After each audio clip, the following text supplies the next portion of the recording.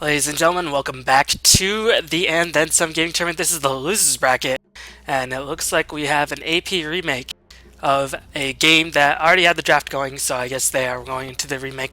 Anyway, sorry about the delay between games. I had to take a break. Was really thirsty. My voice is getting a bit sore.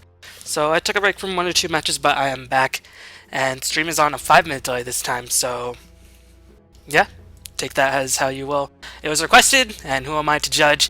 As we are actually back into the game, Out of Tangoes versus Gamers League. I imagine this is quite far into the bracket, because Out of Tangoes were in the losers semis, if I can remember correctly. And now, I think this probably is, or we're in the winners semis before they got knocked to the losers bracket by Rat in the Dark. And now I think this is probably the losers semis, or maybe, yeah, definitely the losers semis.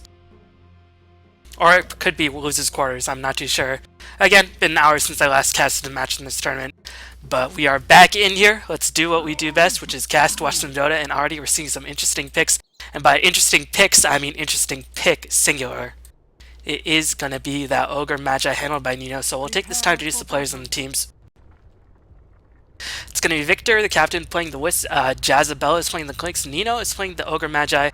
PHN is playing the Chaos Knight, and Odie is playing the Magnus. Be on the side of Out of Tangos, we have Frigolit playing the Leshak, Stepstyle is playing the Shadow Demon, Flox is playing the Darkseer, Sisto is playing the Leicester, and Maglev Gangtrain, the carry player, is playing the Lone Druid. So, interested to see how Ogre Magi will function in this lineup. I imagine with the attack speed boost that Wisp gives the Chaos Knight, also the fact that Clinks gets really high attack speed, Bloodlust will just make the carries rip through the opposing side, so it might be in OOT's best interest to look to end the game very, very soon, or else they will have to go mass Co-Scepters, because otherwise they will just be torn apart by Strafe, by the Wisp Overcharge, and by that Bloodlust. As we're going to see the lanes being set, teams are rotating in, going to see the Bear scout out the lanes, probably going to see, interesting, they are going to use the Bear just to scout the lanes as he's not going to be in long lane, he's actually going to be in the mid lane capacity, so it might just allow him to do some early creep pulls to get the lane back in favor of the Dire Trialing, but most likely just to scout out the lane, see what they're up against, as it is going to be a Clinks Ogre dueling. Interesting.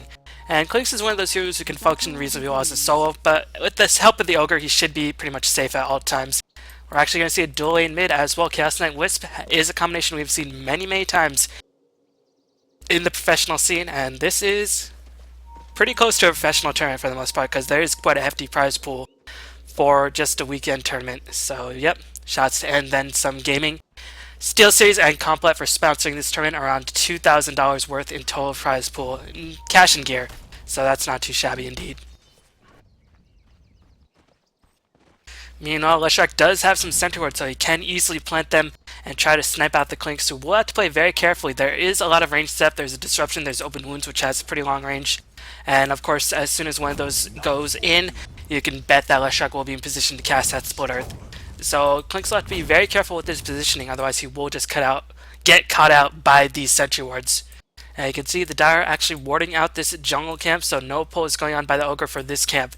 And that means Clinks is pretty much left all by his lonesome. Really can't approach the lane again for fear of those sentry wards being placed, but right now he knows no sentry wards have been placed. Leshak has not yet placed a sentry ward. But still, if a Disruption does fly in, then you can bet that Clinks will get sentried and will probably die. Me on the top lane, Flox going for that fast Soul Ring, trying to feel his mana intake. Leshak versus Darkseer versus Magnus. Probably, even for the most part, Darkseer a bit more tanky. Can probably push the wave a bit faster because Ion Shell can be cast twice on Crease, but it won't really delay Magnus from getting a fast Bottle, Arcane Boots, a Dagger if that's the ability he tries to go for. And actually looks like Magnus is caught out a little bit out of position. Meanwhile, while I say that, the Wisp Chaos Knight Ogre combination, the 3 best friends forever? Well, at least 2 best friends and 2.5 men. Gonna come in and take down the Lone Druid. Lone Druid in the middle lane can handle himself, but against a dual lane Chaos Knight Wisp, gonna be hard pressed to stay in the lane. And already his Bear is summoned at the base. Does not want it to die. Not too sure why he didn't summon it back towards him. Is gonna recall that. I guess he was waiting for that level 3, which he did just manage to get up, so he had that level 2. So he could get that return back towards him. But as it is, again, Lone Druid going to be very hard pressed to stay in this lane against Castanet Wisp once Wisp does rotate in. Castanet high base movement speed, even higher than Lone Druid's range form movement speed. And once a Reality Rift comes in with the Tether Stun, it's going to be very difficult for Lone Druid to survive any ganks. And Lone Druid being kept down, again, not the best idea, because I do think in the ultra late game, the team with the reverse and the team with Bloodlust on their side do have a significant advantage over the team with heroes that don't scale as well. Lifestealer does scale pretty well, but he does start to fall as teams get Ghost Scepter, start getting tanky, and more importantly, start getting armor. So that is definitely something to keep in mind in this game. As, again, Klink's just being kept back so vigilantly. Has that point into searing arrows at the very least, but right now, Leshrac is hiding in the trees like an absolute ninja. And Klink's very hard pressed to stay in this lane. Again, has not seen the Sentry Ward's been dropped just yet, but still doesn't want to venture forward. And I'm surprised Klink's isn't really tempting fate, just not going invis. But keep in mind, level 1 invis is not the longest duration, only 20 seconds. So if the timing of the Klink's Windwalk is just a little bit off and he does reveal himself, then he could potentially be disrupted, sentried, and all that fun stuff that Klink's does not want to take part in, as there's going to be another gank in mid lane. Chaos Knight Wisp, no help from the Ogre. Ogre was just a watch and sap experience. But as it is, this mid lane being completely handled by the dual lane mid of the Radiant, and it might force support by the Shadow Demon, but it looks like he's just bent on securing this lane. I think, for the most part, Klink's has been kept down hard enough that he really can't find an easy way back in this lane as long as Leshrac is there with his Sentry Wards. You know, you can see Bear, still a long time resummoning the Bear. Probably should just stack camps or something in the meanwhile because he's not doing anything at the moment. And Magnus approaching the Darkseer very menacingly. Surge is been casted, trying to juke out of the way of the Magnetar, and here comes rotation in by the Shadow Demon, trying to bait out the Magnus as long as possible. Here comes the disruption. Shockwave is on cooldown. Soul Catcher, with the help of the Iron Shell, should be able to pick up a kill. Shockwave will be cooling down very, very rapidly. Can Magnus turn around? That casting animation might just be a bit too long, and the Soul Catcher with the disruption just a bit too much, as Dino is going to rotate in, going to cast that Ignite, but Ignite does so little damage at the low one. I don't even think Flox really had to teleport out if he wanted to, but rather just played safe than sorry. Was pretty low into his mana, didn't want to Soul Ring up, otherwise he probably would have just died to the next auto attack. Meanwhile, there's going to be a rotation in by the Wisp Illusions, saying, "What's up, bitches? I'm here." And as it is, Odie is going to be the first one to pause the game. So far, it's 2-1 in the favor of the Radiant. And again, Radiant playing pretty solidly, but can't let the game drag on too long. The Bear has just been resummoned. And if the Lone Druid were to die again here, that would be very unfortunate, because that means the Bear can't even jungle when the Bear is out of commission. I think it's time to switch up the lanes, but really, I guess Lone Druid will always find a way to get his farm. The question is whether how fast he can find his farm. So just going to try to get as much experience as possible, because if Lifestealer goes in the mid lane, he'll probably just get dominated as well. He can survive, but really can't farm against the Wisp Chaos Knight combination. So overall, just not a pretty situation to be in for the Dire to deal with that lane. So they're going to try to focus on the other lanes. They did manage to gank the Magnus up top, and Klink's finally going to rotate around now that Magnus is sufficiently leveled. Is level 5, does have that level 2 Obscure. That 800 range is going to be very, very instrumental, as Lone Druid trying to back away Reality Rift. Too good of a cast range. The boots on the Chaos Knight, as well as the Wisp Tether, just a bit too much. And that means the Bear Summon going to have a very long cooldown. Level 2 Synergy, but that Lone Druid Spirit Bear going to be out of the picture for the next minute and a half or more. And usually you don't want to do it this mid lane, but do this in the mid lane because it does get more easily pushed than other lanes. But I think in this situation it might just be better to completely abandon the middle lane, even though that might allow Chaos Knight Wisp to gank a bit more freely. And meanwhile, we're going to see an aggressive dive attempt by the Darkseer, trying to harass back the Klink's. Klink's only level 3 at this stage in the game, but we are going to see a rotation run by the Wisp and Chaos Knight, but there is a Dire Observer Ward spotting out all the action. So they are going to back off, trying to fight the Lone Druid. Lone Druid playing super scared, knows that he really does not want to venture forward, and Chaos Knight and Wisp are going to reveal themselves. Double damage on the Wisp, taking immense amounts of damage from the tower. Keep in mind, Wisp has 0 armor, thank God, otherwise he'd be very ridiculous, but as about to give himself and Chaos Knight both additional HP and mana regen. Meal, Observer Wards for the Shadow Demon. Probably going to just plant them to make sure there's no incoming gank either in the trees by the Wisp Chaos Knight to pick off the Darkseer, because Darkseer so far is pretty much the only shining grace on Dire. Well, Lifesteal is getting pretty much free farm as well. So, despite them losing 3 kills on the Lone Druid, Dire are actually outfarming the Radiant, which is pretty nice to see if you are a Dire fan.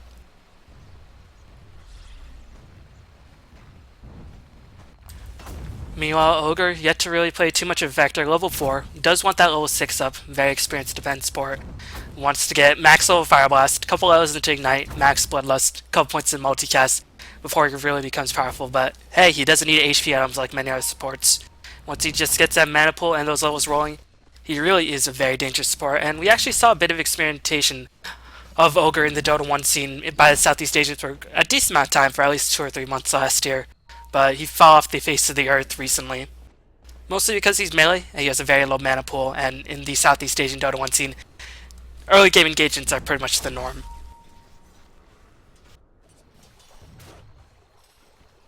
Meanwhile, Lifestealer has the phase boots.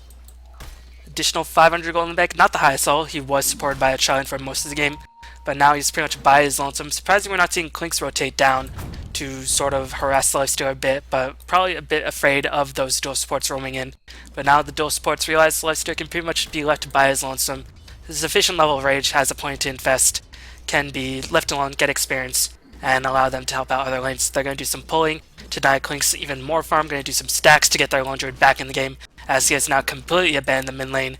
Going to pick up that level 6 in his true form with that additional take ability, but since there's no way in the mid lane, that's going to mean a free tower for the side of the Radiant. Dire's middle tower has fallen.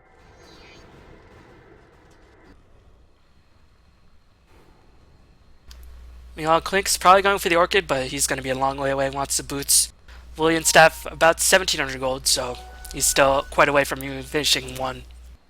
And now the West Cast Knight can roam free, unencumbered by that middle tower, trying to catch off Lone Druid in the jungle, but Lone Druid does reveal himself in the middle lane. Gonna plan out a very aggressive Observer Ward, saying if at any time the Darkseer or the Lone Druid finds himself in the jungle, and actually the courier is gonna get spouted out, it is gonna get sniped, never stood a chance, and the Dire gonna be very, very miserable for that having happened. I think that was probably shipping a decent item for the Darkseer. No, looks like it was expecting gold. Maybe just some wards. Probably some sentries to spot the Clinks. Meanwhile, Magnus being pressured back by the Lifestealer single-handedly. Is level 7, gonna have access to the Arcane Boots in about 50 gold, and then I imagine he'll just rush that Blink Dagger, because he has all the mana regen he can possibly need at this point. And the question is, what will the Dire decide to do?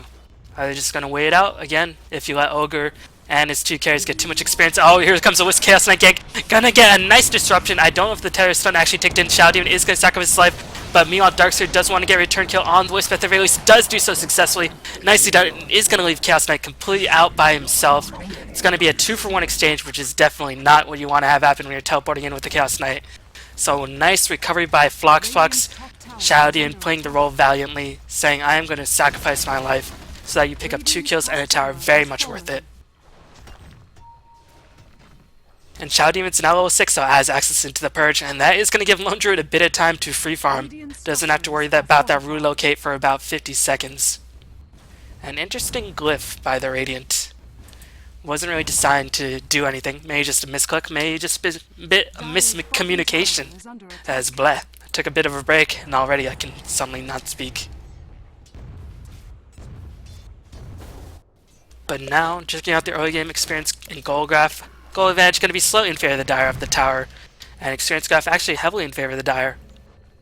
I think it's mostly because Clinks was kept down so hard, just now hit level 6. Ogre yet to pick up his ultimate. Chaos Knight is level 8. Meanwhile, everybody on the side of Dire, well, Leshrac isn't level 6 either. But he's still managing to get himself some nice gold, getting some wards, got the magic wand finished. And then really, what is Ogre's place in this game? Just to buff up the late game? And Wiscast Knight, the relocate is back online. They're going to smoke up, trying to pick off somebody. Going to bait out the bear. But we see Shadow Demon rotating in. Is level 7, has that max Shadow Poison, so he can do a bit more scouting. Although if he scouts too greedily, he might just end up dying right here, as Darkseer going to run, fortunately, right by the Observer Ward, as tower defense is signaled. Wiscast Knight playing so aggressive that I think the Dire surely knows something's up. they know that Chaos Knight Wisp very fast, but if Wisp gets disrupted, he can just get on and leave Chaos Knight by himself. So I think they know that there's a smoke attempt by the Radiant.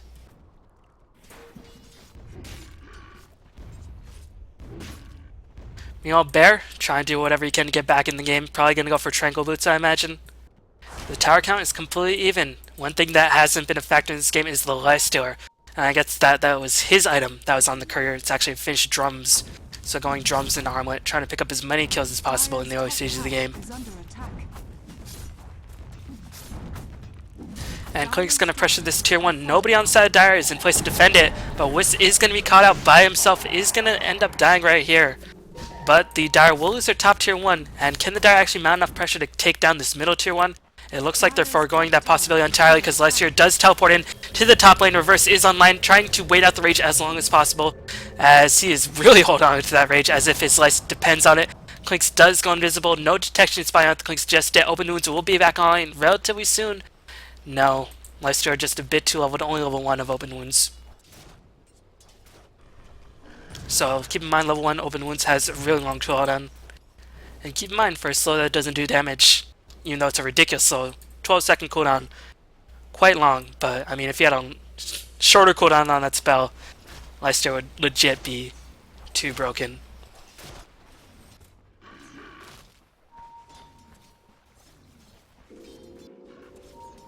Meanwhile, Klink's trying to find himself a bear in the forest. Smokey the bear never stood a chance as he is getting smoked by this Wisp, but Darkseid is here to save the day. Bear is just 2 tank, and the tether is going to break. Nice vacuum as the Reality Rift does go through, and there is a giant lag spike. The Entangle is going to sprout on the Chaos Knight. Looks like that was just the lag spike on my end. So Wisp gank again, not getting anything accomplished. Here comes a Skewer forward, trying to catch up the Darkseer. Reality Rift and the stun going to be a bit too much, so going to end up costing him a Darkseer. But in the grand scheme of things, I guess it could have been worse. They could have lost a Lone Druid, who is just being kept down so hard. Darkseer, 3-1. Gonna obviously regret this death, but still. Better he die than the Lone Druid, as he does have the mechanism, and is already quite high leveled. But this bottom tier 1 tower is gonna die. Leshrac, interestingly enough, didn't go for Edict, was playing more of a lane and harass style Leshrac. And that might end up saving this tier 2 tower on the bottom lane, or on the top lane. No, it looks like the Radiant do not sense anything's up. They're just going to leave this tower. Actually, there's going to be double teleports in. One of them is a Chaos Knight. Nice splitter stun. Going to stun out the Ogre.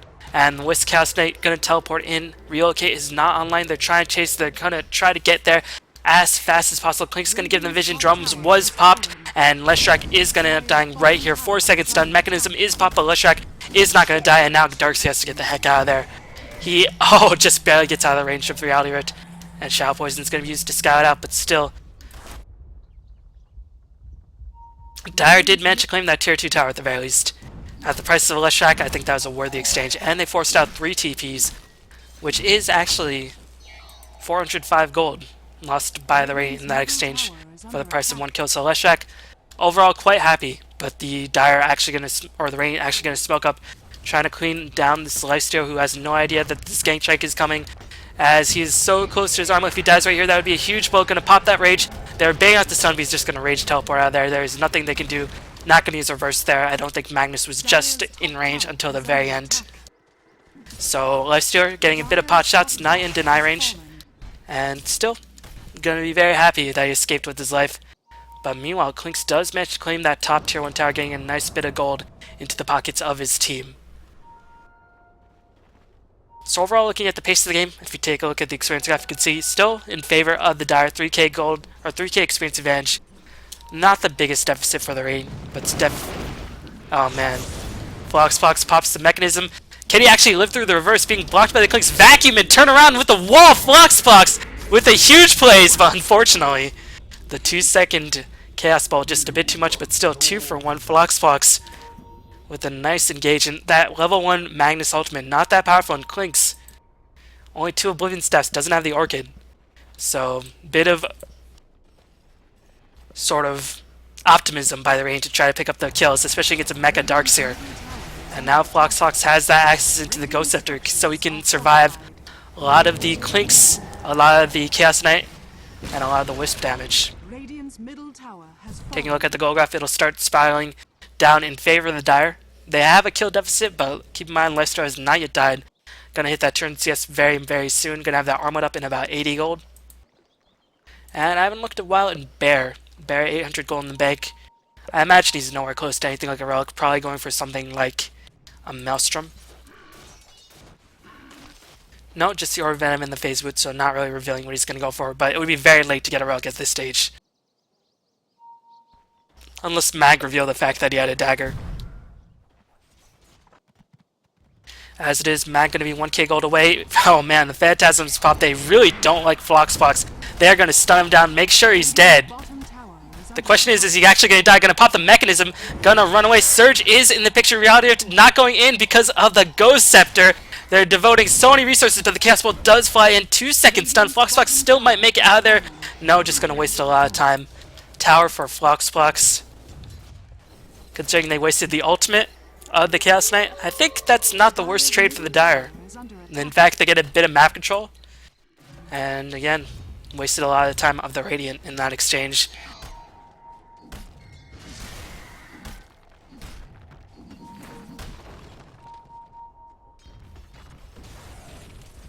Well, Lifestealer has the drums and the armlet, like I mentioned. We'll see what he goes for now, whether it be a dagger, AC, Deso. Pretty much the world is his oyster. You know, I feel like Ogre really hasn't contributed much in this game. 0-0 and 2-5 CS. But now it's the stage of the game where you can start getting points in the Bloodlust, which I think is pretty much the sole reason why they chose him. To amp up the Chaos Knight attack, to amp up the Clink's attack. And Clink's about to finish his Orchid, actually has it finished. So even though the Radiant are down, they definitely have mechanisms in place to allow them to get a comeback going if the Dire don't really play aggressive enough. All they need now is a Magnus Blink Dagger, and he'll have it in about 300 gold. So if I were the Dire, I'd not be taking the Radiant too lightly, as here comes Wisp Chaos Knight teleporting in. Lifestealer gonna pop the drums, gonna run out of there. Drums for an Orchid charge. No, didn't even use the drums. Just ran out of there with the Phase Boots. So overall, just use the Wisp ultimate. Wisp is level 9, so it's quite a long cooldown on that ultimate. And here comes the Bear. Gonna get the disruption off onto the Ogre. They're trying to. Leicester gonna get the open wounds off. Looks like OOT gonna try to take the fight. No, they're just gonna use the cooldown of the open wounds. And here comes Leicester, gonna be silenced yet again. Can't actually rage out. Nice reverse polarity catching both the Bear and the Ghoul. They're gonna get the Ghoul. Can they get the Bear? That is the real question. As no, Leicester was able to survive that. They got the Shadow Demon. Leicester was just a giant ball of red. As it's gonna be a 2-for-2 engagement, 2-for-1 engagement, lost to Chaos Knight. Oh, Wisp gets rooted to the ground. I think that was the first entangle of that fight, so can't call out the first entangle. But now Radiant are on full retreat. Have to get the heck out of there. So hard to run from him. Orb of Venom Bear. Disruption is in place. Shadow Demon did buy back. So it's going to be a 4-for-2 exchange. Lose the Lifestealer. Lost the Shadow Demon, who did buy back. In exchange for everybody but the Clinks. And here comes the tower push. Lashrak finally has 1 point to Edict at the very least, and 1 point is what you need. And even though Edict build or Lightning build not nearly as good as taking down towers, if you want to take a lot of team fights, do a lot of harassment, Lightning build is definitely a good way to go if you're a Lashrak player. But I imagine you won't go Pulse Nova at all until Edict's maxed up. As Clink's trying to find somebody in the middle of the woods, gonna reveal himself. Darkseer is going to be revealed as well. 4-second stun going to fly in once again. Trying to get the Phantasm. Mechanism is popped, but the Vacuum going to clean up the Clinks, and now Chaos Knight is going to have to get the heck out of there.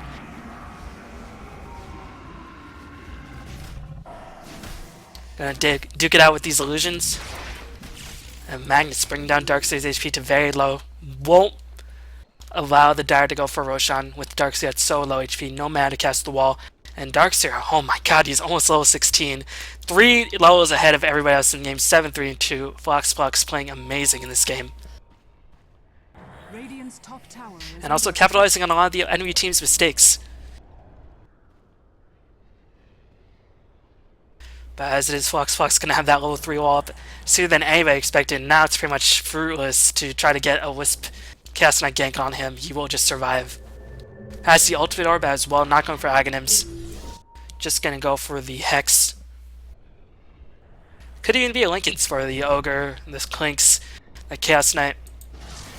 Or Lincoln's wouldn't be the worst idea, but it is probably going to be the Hex.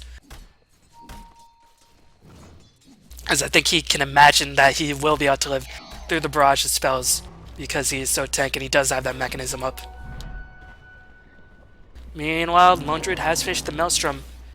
Ogre gonna scout out, but he's gonna be in a lot of trouble, gonna get entangled on the third hit. Yes, I am counting. Vacuum into wall into death. What more can be said? Clink's being held in place, no detection, but a nice tether. Chaos Knight, unfortunately, not able to save his ball of light companion.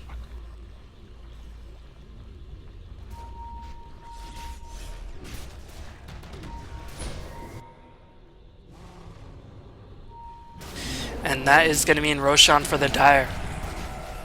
And again, this Ogre not really working out. Finally has a point to Bloodlust at level 9. But it might be just too little too late. Armlet and Yasha finished up by the Chaos Knight. Gonna go for the Manta build. Try to get those illusions maxed out. Meanwhile, Clink's only 100 gold in the bank. Does he have anything on the courier? No, he doesn't. He did die to the Darkseer previously. Only 77 CS. That is really why his farm is so unlimited.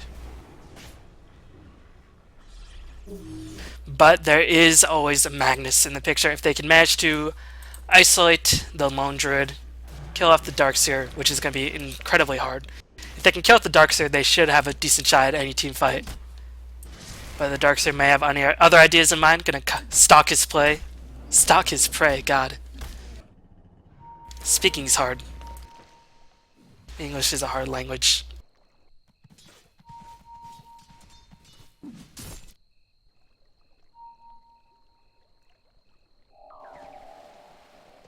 Meanwhile, Wisp has finished the mechanism, so it is going to help Chaos Knight survive a bit long. Chaos Knight is playing quite well.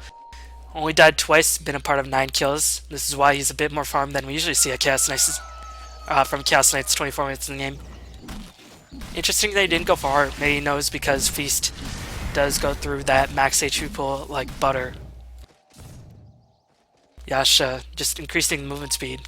Maybe getting illusions on top of that. Could be the way to go. As keep in mind, Yasha does give you agility, so he does get actually 2 points in armor of that. I think it's 7 points of agility per point of armor. Checking out the gold graph, heavily in favor of the Dire at this point. Still, against Magnus, this distorted deficit can easily be overcome. Once you start approaching past the 10k mark, then it becomes a little bit worrisome, because even if you win a team fight, you'll still be at deficit, and then your Magnus ultimate will be on cooldown. Meanwhile, the experience graph taking a similar approach, actually pretty similar for the most part. Lone Druid picking up a plate mail. Knows that he might be the brunt of the focus because he doesn't have the Aegis. Gotta try to tank up as much as possible rather than leaving the armor on the bear.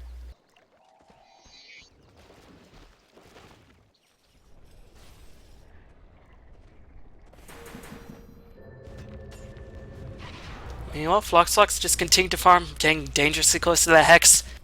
Might have it after this creep wave and the next. As he only needs about 250 more gold, and he will have that Hex up. And that could spell bad news. Chaos Knight going for the Yasha rather than anything staring like a BKB. And if you look at it, BKB wouldn't really help the Chaos Knight too much. It would help against the slow and the disruption and the split earth, but that's pretty much it. So I do kind of prefer the Yasha in this situation. Centroid is going to be placed. Clinks gets attacked by a range creep. Knows to get the heck out of there.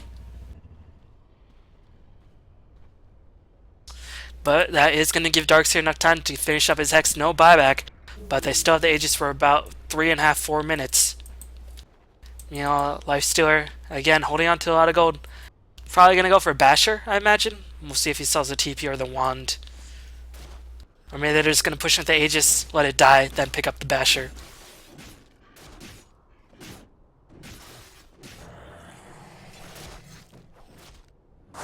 But Bashers as well as Roots, it's not going to look pretty for the Radiant.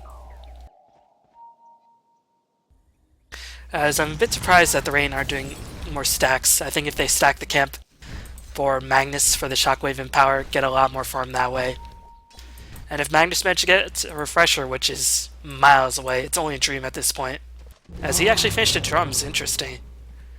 I think you guys are good on drums. I don't know if movement speed and attack speed are a problem. But Magnus obviously feels he's a little too squishy. Drums do give you a nice amount of HP.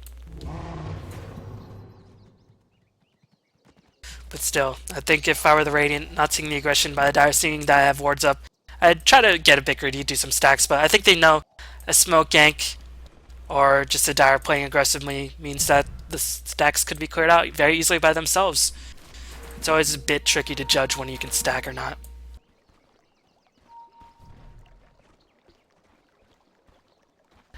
Meanwhile, Leshrac is going to max that Edict out before he gets a point to Pulse Nova. Has a Ghost Scepter himself.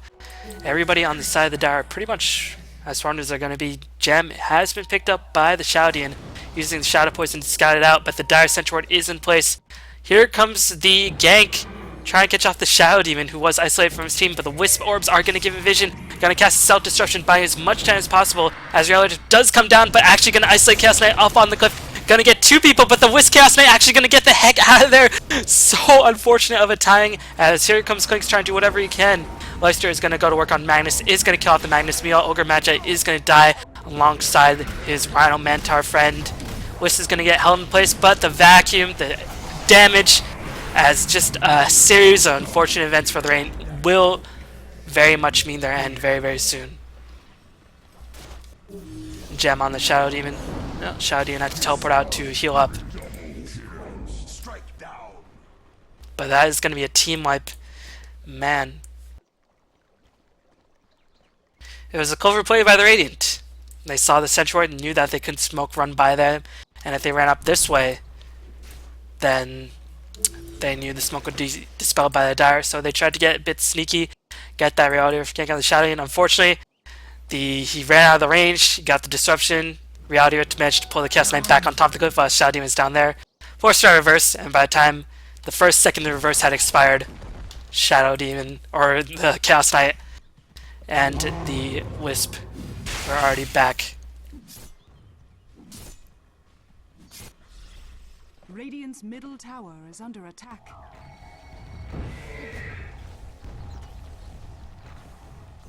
And actually Leicester went for Manta. Interesting. Not too sure the rationale behind that. May just want to be as confusing as possible. Those tank illusions do hurt. Gives him some move speed as well. Right now he is plowing away at a respectable 425 move speed without drums or the phase boots activated. So I imagine once everything's activated he'll be very close to max move speed.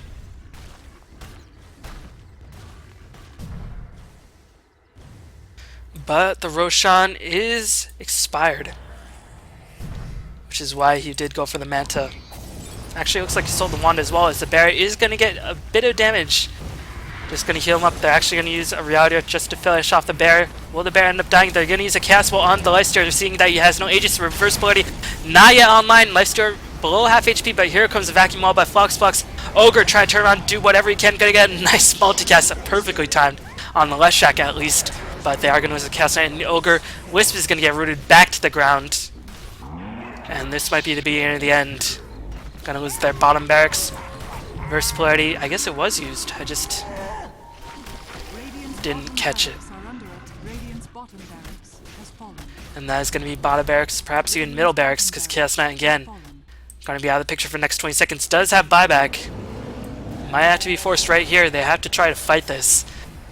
Otherwise, I think two barracks just going to be too difficult to overcome, but no, they're just going to save up. But they are going to lose their second set of barracks right now. 100 very close to that Mjolnir. And the Dire, are they going to switch on? They're going for the top racks. So one thing that is positive about Chaos Knight not buying back is that if he does die right now, he will have that buyback back online, but no. The Dire are just going to retreat, thinking better of it. Saying we got two barracks, everybody's alive, why take more risks than we have to? As a giant arrow has been drawn, signaling that they do actually want to go for that top barracks and the game. Darkseer playing around with 4k gold, as I think this Wisp Relocate gank was trying to catch out the Courier. But as it is, it's not going to be very successful, and actually Chaos Knight is left by is lonesome.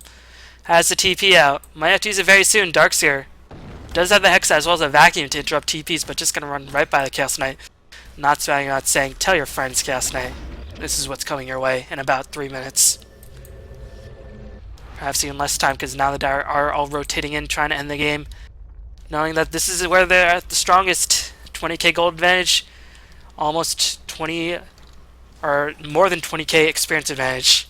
Have all the items they can possibly need.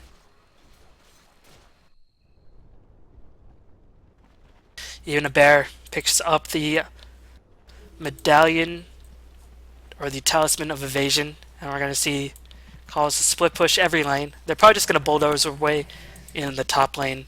Actually, Darks are going to go for the Shivas. We'll have that up right about now, so that is going to be another item to contend with. They're not going to push it until they get the Shivas. Meanwhile, on the side of the Radiant, unfortunately for them, Chaos Knight finished the Manta. Magnus nowhere close to a refresher. I mean, would you expect a refresher considering this game? And Clinks has just really not made any impact in this game. It's just shut down so early on. Radiant's top tower is under attack. They're just going to send the bear in, saying, come kill it.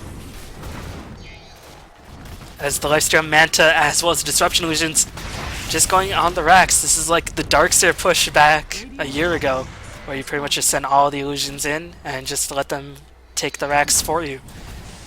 Back when you had the Aghanims that affecting allies.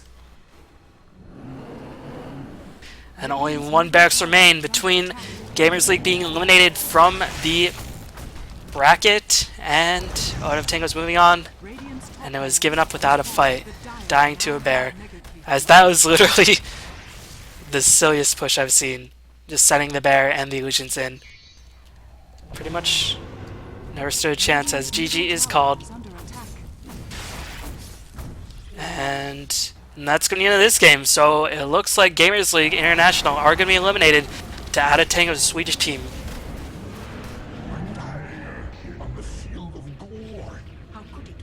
GG's are called all around. But Tangoes is definitely one of the favorites, as well as Photo, but it's the Rats in the Dark who are really making an impact in this tournament. And Tangoes is going to have to struggle through the losers bracket, because keep in mind, only the top two do get prizes in this tournament, so.